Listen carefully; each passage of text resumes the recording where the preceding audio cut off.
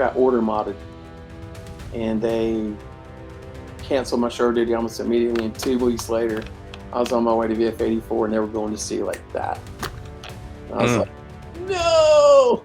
VF 140. I should have known it because VF 143 was just coming back from a cruise, so I'd have had a whole other year. Because you're trying to get away from having to go to sea for so long. But Right. yeah, I got order modded, man, and went to VF84, and that was pretty cool. I mean, it was that squadron was kind of a high pressure squadron because they were so well known, Right. But there were some good chiefs and first classes that were there. Did you ever know Clint Markle? No. Oh, yeah, Clint Markle was my first class there in VF43, or excuse me, VF84. But that's where I got hurt. I was. You want me to go into that, or you want to do another question? Yeah. Go ahead. I was up on top of Tomcat down the hangar bay, changing a backup module down by the speed brake. I don't know what happened. I have no idea. Only thing I can blame it on was we used trifluoral ethane, which was, if you remember, was liquid freon to douche out panels with hydraulic fluid. So I know that we got done with it. It was me and one other guy got done with it, but something happened. I don't know if I don't know if I was walking off the plane to go get something, or we were done with the job, or I just don't know. But I ended up getting up, walking down the port side, starboard side, as you're looking at it, port side as you're looking away, walking off the going down the walkway, and fell. Fell to my head and shattered the left side of my skull, left temporal lobe, left basilar skull fracture. When they found me on the hangar bay, I was bleeding out of my eyes and my ears. I was kind of out of it. Went down to, they medevac me, or not medevac me, but they called medical emergency.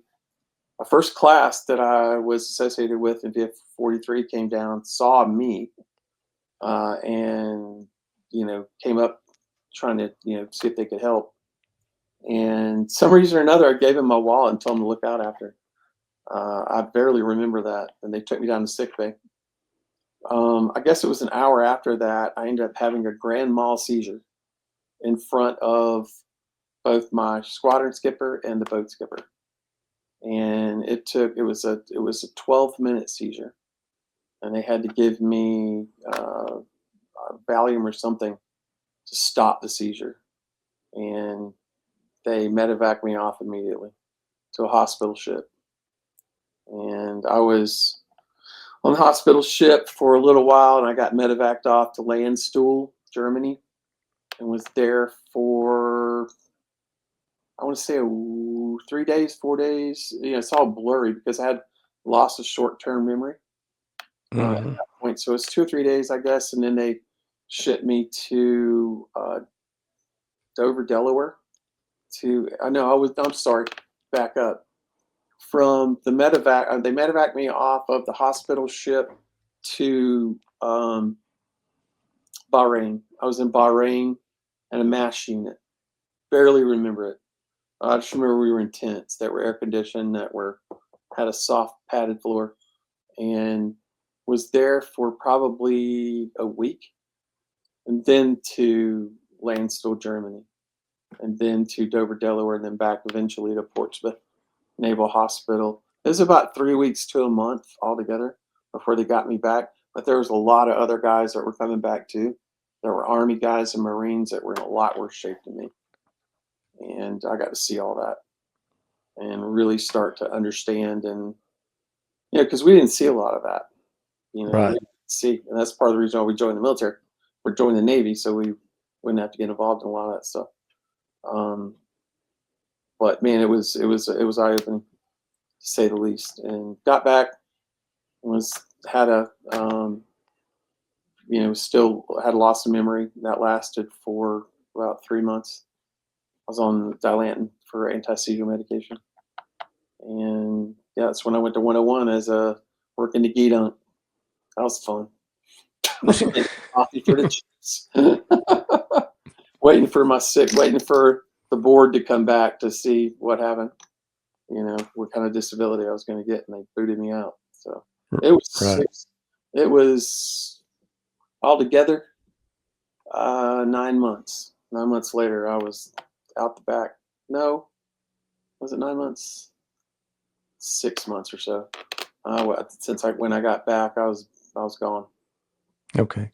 I was gone. All right. You've touched on this, but I'm going to ask this question, Yep. and you can re-emphasize anything that you want to say about it. But which tour stands out the most, Which tour stands out the most? and for what reason? It's VF32 for sure. Just because of the brotherhood that was there. Really, my shop guys that are my buds still to this day. Thankful for. We had a lot of fun. We had a lot of fun, man. We did some crazy stuff on the boat. If you remember the sword getting taken and what everybody did, I don't think we can talk about it here. But some of the things happened with the donuts, if you remember. Right. But just some crazy things that we did. Pink bellying guys and new guys that came to the shop. Duct taping guys. I mean, that stuff don't fly anymore, man. But we had a blast. I mean, it was fun. Nobody got hurt. Right. Everybody had fun. It was a brotherhood. Still some of the guys I wish we could get in touch with, like Mike Brown and some of the other guys that we were in shop with that have just kind of vanished. Right. Some of the other guys that were around that we can't find anymore. I don't know what happened to him. Joey Tinsley. Yeah. You need to get a hold of him, man. See if you can get him on here. Yeah. I definitely will. If I can track him down, I'll see if he'll come on. He was on Facebook at one time. But yeah. Have you got What's the favorite? You got a hold of McClatchy, Chief McClatchy? Yeah, I talked to him last year. Really? Yeah. Wow, that's hilarious, man. You get What's him the favorite place that you visited? Oh, really? Favorite place? I talk about it all the time. Trieste, Italy. I love Trieste. I like Singapore too, but Trieste, Italy to me was probably one of the most beautiful places. That and Cannes. Not Cannes. I'm sorry. I liked Palma a lot. Part of the reason why I liked Palma so much was Texas Jacks, man. If you remember it, Texas Jacks. Getting that chili and you remember that? Did you ever go there? Texas Jacks in the gut, where we're not supposed to be. Yeah. Fireballs and eating that chili. Those English couple made. They've got a plaque up in Palma to that place, to Texas Jacks. It doesn't exist anymore, but they got a plaque up in the building. Okay. To that. Good days, man. Yep. We didn't even know how good it was, man. We had no clue. Yeah. All right. While you were serving, did you get married and have kids? I did. I got married, for sure. Got married to Dalen Dunn's sister and had a daughter, Kayleen, who is 36 now and giving me 3 granddaughters and one on the way, which is a wonderful thing. Yeah. All right. So once you get out of service, where did you live? Lived in Virginia Beach for a short period of time. Like I said, I was working, got out of the military and ended up, only job that I could find because we were in a recession, was working for Banana Boat, Centon oil company, packing suntan lotion and palletizing it and shipping it off to companies all around the U.S. And just one of the most, to me, after being in the military, working with Tomcats, being a troubleshooter, supervising guys, and then going into a warehouse, working with 2 people who were just not savory characters. It just like a huge demotion. It was demoralizing, really, is what it was. I was demoralized. And then what happened after that is that my grandfather called me. My grandmother had died probably 2 years earlier while we were on the Kennedy cruise. No, I was on the Roosevelt, actually. She died. And when I got back home, couldn't find a job, my grandfather called me and asked me to come live with him for a while so I could get settled and find a job. And I did. And so we moved back to Columbia. I found a job working for Lance Crackers, basically a subsidiary of Lance called Vista Bakery. We manufactured all of the private label brands for Food Lion, Aldi, all of the Walmart, you name it. We did all of the crackers, cookies, sandwich cookies, everything you can imagine. It was a massive bakery. I helped them to open it and set all the equipment. Was a mechanic working on high speed packaging machinery, and the whole production line, really, which is about the length of a football field and a half. And did that for about 3 years until the bakery closed, and because of some financial mistakes that Lance made, got picked up by a company that I was a line mechanic for a while. I became a supervisor of a line, and then assistant production supervisor for a while. And then a job came open in purchasing. The purchasing department had left. I knew that I could do the job because I had had some basic experience in purchasing when I was in high school, and begged basically the plant president to let me have an opportunity at the job.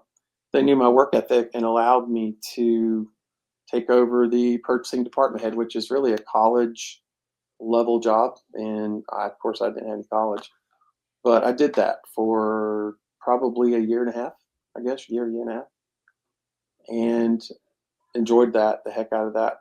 But one of the companies that when the bakery closed, one of the companies that I was buying product from, which was a flavor house out of New York, flavoring for food. Also, they manufactured fragrance for personal care products, anything you can imagine fragrance for, candles, personal care products, you name it. They asked me if I wanted to come and work for them as a sales guy. And I was like, I don't really know if I want to work on the other side of the desk. I really wanted another purchasing job somewhere, either with the state or something, because I enjoyed it. But they said, no, we think you'd be good at it. Why don't you come on up, let it to New York. We'll fly you and your wife up, and we will put you up and show you around New York, and then we'll show you what we believe you can make in the industry. So they did. They brought us up and kind of wined and dined us and showed me what they believed I could make. They gave me a stipend, for 2 years until I could build up my territory. So I did that, and worked really hard. Traveled all over the U.S., coast to coast, basically. And enjoyed the heck out of it. They gave me an expense account. It's probably where I'm fat now. I've actually lost weight because I was going to lunches, and what I'm talking about. The industry you're in. I'm sure guys smoozed you. Purchasing agents or sellers and sales guys smooze you, and that's what we did. And we took guys to lunch. We took them to dinner. Got to know their families. Took their families out to dinner, and it was never cheap. It was always an expensive restaurant, especially in Atlanta, which was wonderful. Buckhead and all those places were amazing. So really enjoyed that. Did that I was a 1099 employee actually. So I wasn't employed by them. Built up my territory to about 6 figures where I was, enjoyed that. They ended up kind of faltering as a company. I started my own business called the Ingredient Source. Started sourcing finding other companies that didn't have sales guys in this area in the Southeast, and started pulling their products in to the Ingredient Source, and did that for almost 20 years. I did that for probably close to 20. And just basically, after traveling so much, after picking up territories, losing territories, to competitors, et cetera, and so forth, I just got burnt out. I just got absolutely burnt out and decided that's enough for me. I'm done. So started, believe it or not, I kept my company. I didn't let it go, but I wasn't traveling anymore. I was just phoning in, talking to customers, seeing what I could do for them. But I was on the road because what I had done was bought a couple of beehives and I started beekeeping because both my grandfathers pet bees and really enjoyed that. It was therapeutic for me, and realized after, hanging around with these old guys that were these 70, 80-year-old beekeepers, learning the trade from them because they were the ones they were the professionals. It was back in, 2005, 2006, before beekeeping got really popular, before the bee movie came out, I think, and just spent hours and hours and hours and hours with these guys. And my wife thought I was cheating on her until I introduced her to all these guys. Um, they they showed me that I could make money doing honeybee removals for a living, and I think they had done some when they were younger. So I started looking into it, and being entrepreneurial, figured out pretty quickly all I needed to do is make some business cards to start talking to all the pest control companies around the state. So picked up a list of all of the pest control companies, started dialing them up, saying, "Hey, this is who I am. You know, here's my business card." Got emails, sent emails to them. If you ever have any problems with honeybees, stinging insects, call me. I'm your guy. And doggone it, if that didn't work, they started calling me. So it was probably, I did that for 8 years straight, and did that in both South Carolina, North Carolina, and Georgia. The furthest I went was the Virginia line. The furthest south I came was Atlanta, and then over towards your side, Western North Carolina, those areas. And over an 8-year period, I did about 1,800 bee removals out of every place you could possibly imagine. Met some of the coolest people. And one of the cool things about that job is I was always a hero. Always, Right. us guys, we like to be heroes. I always got the money for it because I'd make anywhere between $550 to $750 per removal. If it was further out northeastern or northwestern, North Carolina or Atlanta, it was automatically 750 or sometimes 1250. So I made a lot of money. I was making a lot of money, and I'd get the bees, I get the money, I get the honey, and I was a hero. So it was just a really fulfilling job, but it was backbreaking. Right. Standing up on a ladder, digging bees, pissed off bees out of soffits, for 3 or 4 hours. Um, it was hard, especially when I was released in the military with arthritis. So I had arthritis by doing this, but I just kept going because I knew the money was there. I had a family to support. My fear as a guy has always been that I'd fail my family, financially, and because I didn't have a college degree and all this other stuff. So I always worked extra hard, at everything I ever did. I put 150% into it. And I learned that from, being in the military. That was, the discipline, the work ethic was always from the military without a shadow of a doubt. So did that for about 8 years. And then um, 2007 hit.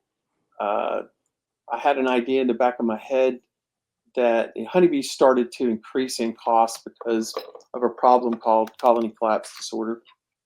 Colony collapse disorder started killing tens of thousands of colonies of honeybees all across the U.S. and all across the world.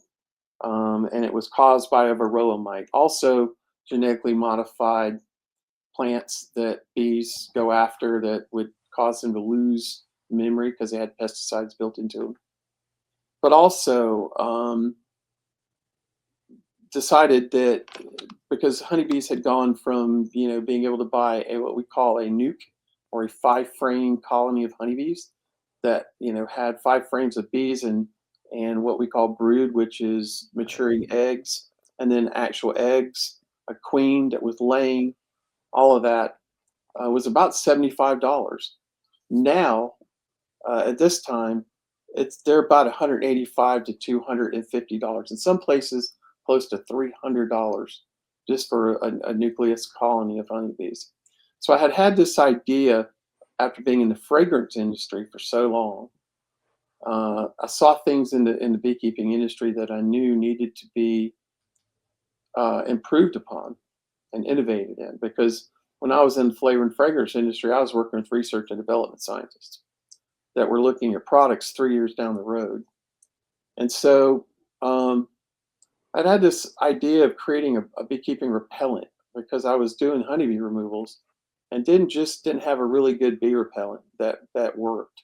So I did some studying, found that and created a product called Honeybee Gone, and it took me about a year to get it, perfected with my scientists, my research and development scientists up at the fragrance house that I had relationships with. I had a couple relationships with different companies, and they helped me to create it, and it worked perfectly. After some trial and error. So I was going to market it. And I decided not to do that right away, because I was still doing honeybee removals, and I just didn't have time to do it, because my time was constantly on the go and didn't have time to do it. But I knew that my time to do honeybee removals was going to come to an end, because my knees were getting tired. My knees were getting but just worn out from arthritis, climbing up ladders up and down for 4 hours. So I ended up creating this product and started marketing it online through a couple of news channels, not news channels. What were the bulletin boards, basically? I think is what they were. I took out a small ad, a 300 by 300 ad, did some graphic work, put it up, and people started buying it and trying it, and it worked perfectly. And started getting some sales. The next thing I know, one of the companies that I was doing business, or one of the companies that was one of the major distributors in the U.S., called me and said, "Hey, look, we'd like to take a look at your product." And I'm like, "Sure." I said, "Just send us some samples. It's going to take us about a year to do some testing on it, make sure it works. But if it does, we're going to bring it in." I was like, "Awesome," because that fell right across my plan. And then because of honeybees becoming so expensive, I had also in my mind about creating an attractant for honeybees. So a swarm lure based on a pheromone that the honeybee puts out called Nasanov. So worked on that for 2 solid years, research and development, samples coming to me, back and forth, studying, talking to scientists about it, and finally got it figured out, and finally got the formula correct. And the way that I figured it out is that I had 3 colonies on a stand. One colony that, as you face it, was on the left, was what we call a hot hive. They were really angry, not angry, really defensive bees. The other colony next to it was very gentle. And then the center colony was empty. So I was going to spray some of this swarm lure, is what we call it, into the hive and see if I got any action from it. It was the springtime, and hoping that I could capture a swarm of honeybees. Well, when I went to go open the lid of the hive, there is this glue that honeybees make around the inside of the telescoping lid, the lid of the hive, called propolis. It's a glue that they make to seal a hive. It's part of their immune system. And it has antimicrobial properties. And so I went to go pick it up, and when I did, it lifted the hive up, and then it, of course, the propolis let go, and it hit the stand really hard. And I knew that hive on the left were pissy bees. So I had already, when I walked out to the hive to load it in the center hive, I know I'm jumping around here a little bit, but when I went to go load the product in the spray bottle that I had just gotten from the blender, I loaded it in the air, and I didn't realize I'd walked into it and got some on my shirt. And when I lifted that hive up and it hit the stand, a bunch of those bees came out, and I thought they were going to hammer me, man. I thought I was going to get it. And they came towards me, but when they did, they started flying up around me, and then started landing on my shirt. And I knew we had it at that point. They raised their abdomen up in the air, and then they bent it, and that they started releasing their own pheromone, saying, "Hey, this is safe. This is where we belong." And so, which is, I know that that make a lot of sense to people who don't understand beekeeping. But I knew at that point we had the formula that we needed. So did the same thing, put it up online in that news stream or that bulletin board, and the same thing happened. People started buying it. Had some people that complained about it because some people would use lemongrass essential oil to capture honeybees, and they thought it was just expensive lemongrass that I was putting into a bottle, and it absolutely wasn't. It was synthetic Nasonex that we had created. So next thing I know, that product exploded, and after about a year and a half, and that product is now in distribution across almost every big supply house across the U.S. It's in Europe, in England, Scotland, New Zealand, trying to get it into Ireland, all English, basic English speaking countries that understand English, trying to get it into all of those, trying to get it into South Africa. I contacted a guy at the North American Beekeeping Expo just recently in Kentucky, and he does African safaris and for beekeeping. And so he wants to try to get it in South Africa. So it's been amazing, man. It's a God thing, without a shadow of a doubt. It's a God thing. God had everything to do with that. I wish I could say that all of the ideas, all of the, everything that I've been able to do in that arena was all my great ideas, but I know that they were His. And I can prove it because everything that I've done from when I was in high school, all the way through the military, all the way through working as a purchasing department head, as a working on machinery, in the bakery, all the way to doing bee removals, everything, all of it culminated in this job. Everything came together in this job, and it's kind of breathtaking and mind blowing. You think about it, because I have to do purchasing in this job.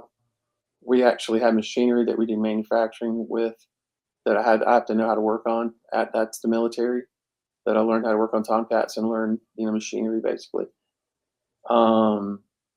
Sales, understanding how to sell the product to people. So it's crazy, man. I mean, I actually, one other quick story. My wife booted me out of the house after a while of bottling it here in the house. When it started getting really big and I started filling my garage up with packaging material, she booted me out, said, "You got to find some other place to go," because the product has a strong lemony fragrance to it, and it could get nauseating after a while. And so I was bottling it at the kitchen table, one bottle at a time, and so she booted me. I found a building to go into, small, 1,900 square foot. Realized pretty quickly I didn't need all that space to do all the bottling. And so I started a beekeeping supply store, selling equipment and teaching beekeeping, which is kind of cool. So yeah, all that has run together, man. All that has run together, and that's kind of where I'm at now. But I'm looking at retirement, semi-retired kind of. Unfortunately, dialysis patient, sit in a chair 5 hours a day for 3 days a week, and just enjoying life, man. Enjoying life. All that's hard. God's good. Takes us through it. Yeah. Just As a, really. Really, That's an amazing story. it is, Tim. It's really amazing. Considering y- I was just a knucklehead. Knucklehead joining the military. I had no idea what I wanted to do in life. I was floundering, no clue. But the discipline that I learned in the military was, was really key to, and I'm sure you say the same thing, discipline that we learned. You Master Chief Holbert ingrained it in us, man. You know, they pushed us. They pushed us hard. To work hard. Be our best. Be a 32 was the key to it all for me. You know. Yeah, I was telling Dalen, or maybe Brian, when I interviewed him, the work ethic was huge for me when I got Yes. out. Yes. Um, That's what def- that's what businesses look for in vets because they know, for the most part. I mean, when I went to Vista Bakery, the guy that was there during the hiring was um, was a Navy guy, and so he was looking for military guys because he knew they had work ethic, and hired me on the spot, man. Boom, just like awesome. that. Brand new bakery, brand new bakery. Hadn't even had the first equipment on the floor yet. I didn't even know what I was in for, but I knew that it was hard work. Worked a lot of overtime hours, man. More overtime. Oh, one quick story. I told you I got a flight jacket coming out of the military. One of my gifts from a supply officer. Um, we were doing when you would know more about this than me, but when you build a building and you put the AC system in, you have to do a check on the AC system, see how low it can go. I guess a pressure check because there was positive pressure inside this building because it was a bakery, and it got really cold. You could hang meat in there one day when they had it so cold in there. Well, I had my flight jacket on in the bakery working, and there was a bunch of contractors and stuff in there. Well, we had lockers that we would hang our stuff in. Well, I didn't have a lock. Nobody had locks, and I took and hung my flight jacket up in there. Guess what? It got stolen.